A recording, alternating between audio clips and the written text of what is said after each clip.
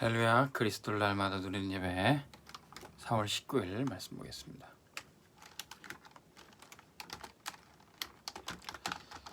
제목은 싸움에 나갈 만한 자. 민수기 1장 1절에서 19절.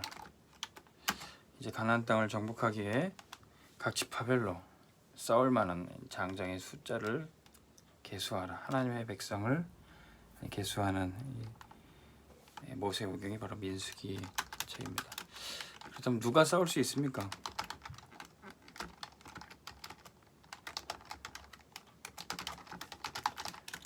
성경 모세 오경을 통해서 이스라엘 백성들이 어떤 답을 얻었습니까? 그리고 하나님의 백성인 우리들이 창세기를 통해서 인류의 문제가 어떻게 시작이 됐고 답은 무엇인가? 창세기 3장의 문제로 범죄하여 멸망케 된 사람이 구원받을 방법은 무엇입니까? 오직 여자의 후손 대신 그리스도밖에 없어요.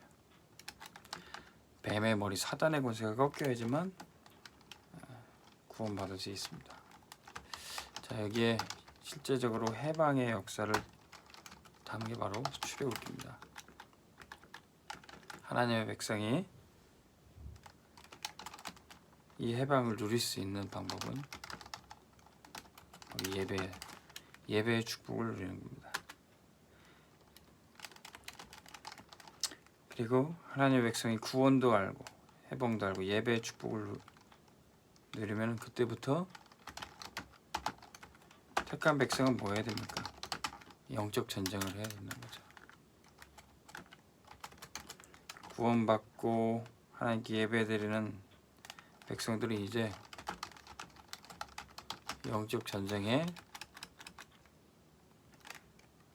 싸움을 시작해야 되는 겁니다. 그래서 여기에 택한 자가 몇 명이었습니까? 60만 3,550명. 싸울 만한 자를 택하여 계수해 보니까 60만 3,550명이 뽑혔습니다. 자, 이들이 이제 가나안 땅을 정복하는 싸움을 시작해야 되는데 싸우려면 힘이 있어야 되죠. 먼저 세 가지 힘을 준비해야 했습니다. 첫 번째는 육신의 힘을 구하는 게 아니라 회막에 모여서 하나님께 예배하고 제사드림으로 능력을 얻어라. 회막의 능력이 뭡니까? 회막 곧 성막이죠. 성막에는 7 축복이 있습니다.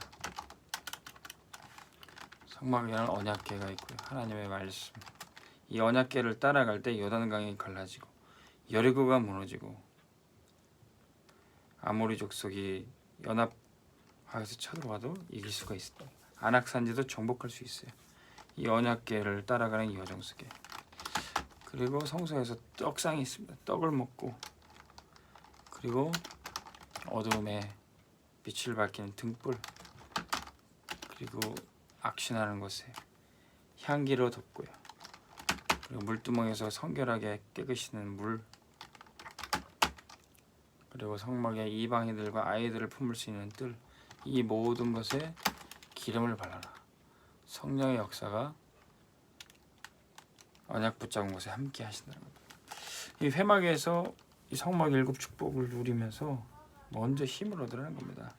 근데 언제 모이게 됩니까? 모여서 예배하는 시간이 언제죠? 새해 절기 때, 안식일 때, 안식년 때, 그리고 희년에 우리 앞서 계속 메시지를 보았던 내용입니다. 이 시간표에 회막에 모여서 하나님께 제사하고 힘을 얻으라는 겁니다. 그리고 그 힘을 성막에 모여서 언약궤가 있는 성막에 모여 회막의 축복을 누리고 그것을 각자의 가정으로 장막으로 가져가는 것입니다.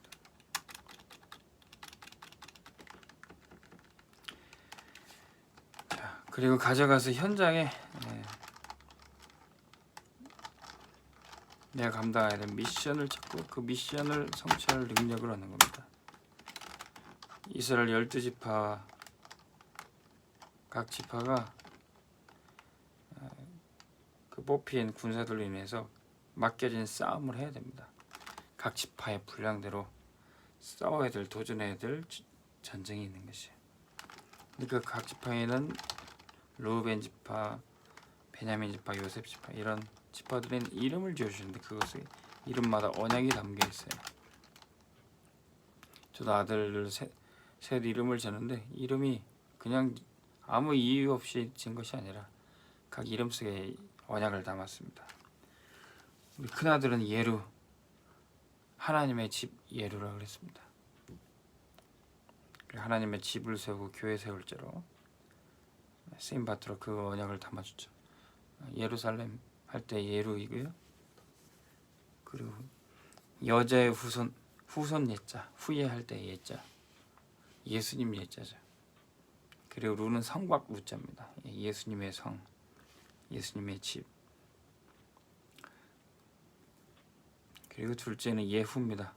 후손 예자의 제왕 후자, 왕의 후손. 왕, 실제 예후는 이제 왕이었죠. 바알의 무리들을, 우상숭배 무리들을 완전히 척결했던 왕이었고요. 또 왕의 자녀로, 하나님의 자녀로 축복을 전달하기 위해서 둘째 이름을 그렇게 졌습니다. 그리고 셋째는 시원입니다. 시작할 시자의 구원은 원자. 하나님의 집에서 왕의 자녀들이 일어날 때 하나님의 구원이 시작된다. 전도운동이 시작된다. 그래서 셋째 아들 이름을 그렇게 지었습니다. 하나님이 우리에게 지어주신 이름에는 언약이 있어요. 여러분들은 어떤 언약을 갖고 있습니까? 부모님이 지어주셨던 그 언약을 한번 물어보고요. 아니면 나는 사실 부모님은 그런 언약이 없다. 그러면 여러분들이 메시지를 붙잡고 그렇게 언약을 담으면 됩니다.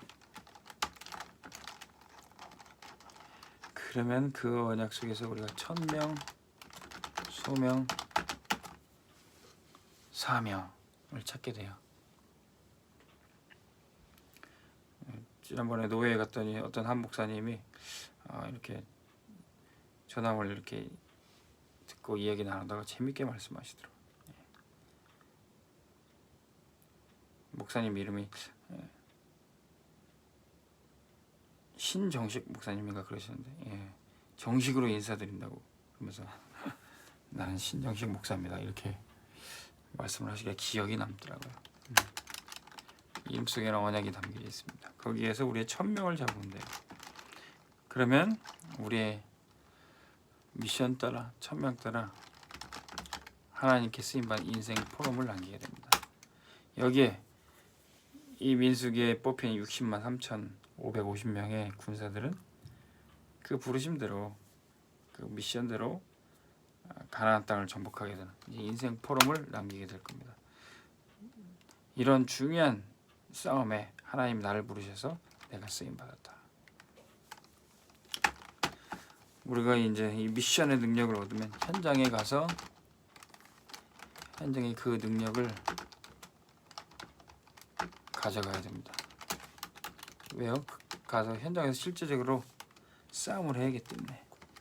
근데 우리가 겨우 노력해서 이기는 싸움이 아니라 사실은 그리스도께서 이미 사단의 머리를 깨뜨리고 승리하신, 죽음을 이기고 부활하신, 이미 이긴 싸움이란 겁니다. 그럼 우리는 무슨 싸움을 하는 겁니까? 거기 가서 승리의 깃발, 그리스도의 깃발을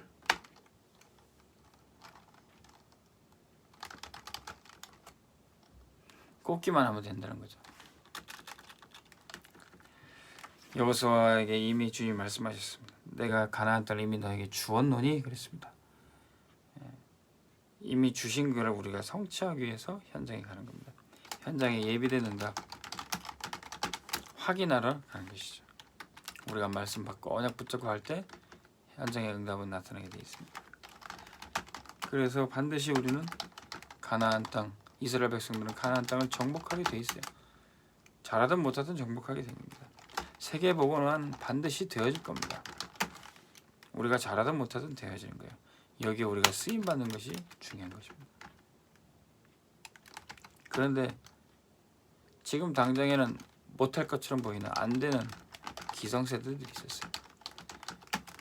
출애굽 1세대 광야에서 늘 원망 불평하고 주의 종 모세에게 대항하고 이런 사람들을 통해서는 가나안 땅 근처도 못 갈 것 같아요. 광야에서 계속 뺑뺑이 돌면서 훈련합니다. 그런데 하나님께서는 어떤 응답을 준비하고 계셨습니까? 이 안 되는 것처럼 보이는 기성세대 아래에서 렘넌트들이 자라고 있었던 거예요. 광야 세대들이, 광야에서 나고 언약 속에 자랐던 이 세대들이 일어나고 있었던 겁니다.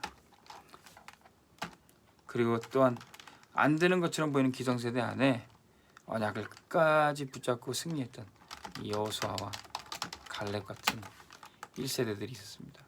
결국 누가 가나안 땅을 정복합니까? 이 여호수아와 갈렙이 이 렘넌트를 이끌고 가나안 땅을 정복하게 된 것이죠. 바로 이들이 싸움에 나갈 만한 자들이었습니다. 이들은 정복할 자들이었습니다. 이들은 서밋이었습니다. 말씀 듣는 저와 여러분들이 이 축복을 누리길 바랍니다. 반드시 되어질 세계복음화에 우리는 렘넌트로 여호수아 세대로 응답받으시기를 주의 이름으로 축원합니다. 하나님 아버지, 영적 싸움에 도전하는 자 누가 있습니까?